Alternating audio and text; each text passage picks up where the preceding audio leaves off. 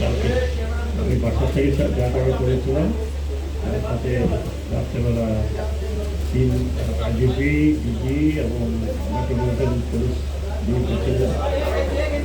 আমি মোটামুটি এটা পরীক্ষা নিচ্ছিলাম যে কী হয়েছে।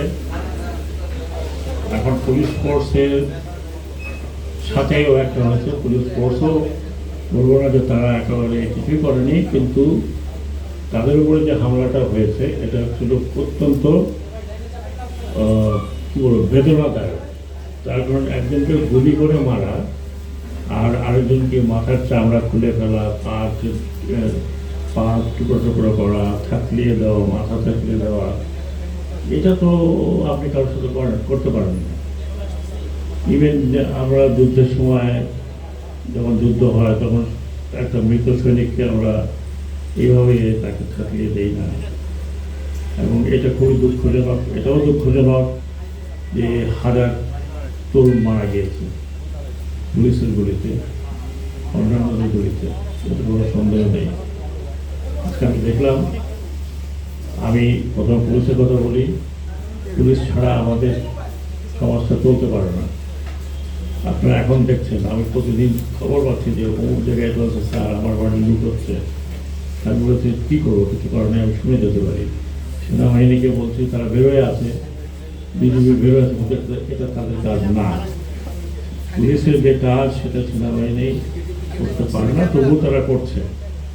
তারপরেও তারাও এটাকে সামিল হচ্ছে। আপনারা দেখেছেন গতকালকে গোপালগঞ্জে চলেছে। এখন গোপালগঞ্জের লোক যদি কমপ্লেন করে যে আমাদেরকে সেনাবাহিনী মেরেছে, তাহলে এটা জাস্টিফাইড হবে কিনা আমি জানি না। আমাদের দেশের এই সমস্ত ঘটনা আমি যদি এক কথায় বলি, আপনারা আমার কথা অনেক শুনেছেন গত 15 বছর, তারও আগে 20 বছর, ইলেকশন কমিশন থাকতে আরও 5 বছর শুনেছেন। একটা রাষ্ট্র এভাবে চলে না।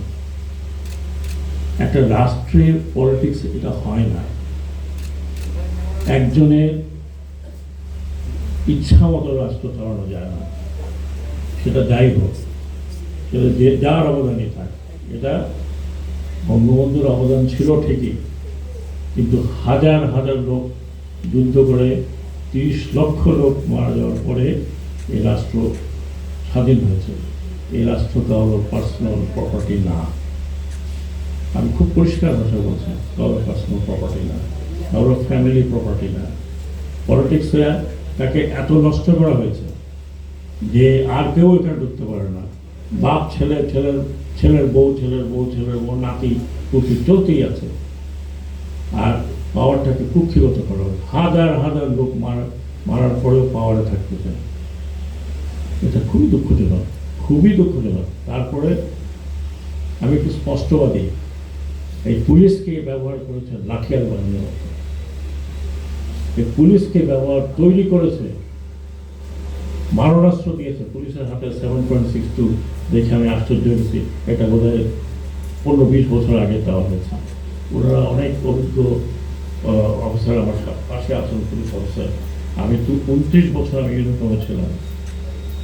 আমাদের কাছে মারণাস্ত্র আছে, আমাদের কাছে অত্যাধুনিক মারণাস্ত্র আছে, সেটা শত্রু মারার জন্য, in the borders, not internal use. পুলিশকে এই অস্ত্র দেওয়া ঠিক হয়নি। যারাই দিয়েছে এই কারণে দিয়েছে, এবং এটা যাতে ভবিষ্যতে না হয়।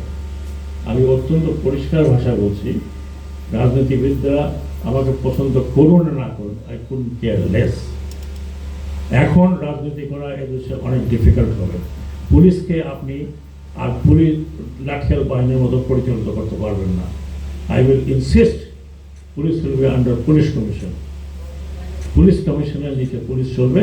আপনি পুলিশ কমিশনকে অর্ডার দেবেন, police commission will do what they want to do. এই পুলিশ জনগণের পুলিশ। আমরা নয় সেনাবাহিনী, সেনানিবাসের মধ্যে থাকি, আমাদেরকে আপনারা দেখেন না, কিন্তু পুলিশ তো সারাক্ষণ আপনার কাছে আছে। আজকে অবস্থা দেখেন, প্রতিদিন সন্ধ্যার সময় শুনে যে ডাকাতি হচ্ছে। কি করবে পুলিশ? নাই, পুলিশ ডিমোরালাইজ হয়ে গেছে। অন্যায় হয়েছে, যারা অন্যায় করেছে সেই তার জন্য তারা শাস্তি পাবে, কিন্তু সাধারণভাবে আপনি এটা করবেন। আপনাকে মনে রাখতে হবে এই পুলিশকে ব্যবহার করেছে, তাদেরকে ধরেন, And আমি চেষ্টা করব যে হুকুমদাতা যারা ছিল, they should be punished, severely punished. আমাদের দেশে, না পারলে বিদেশে।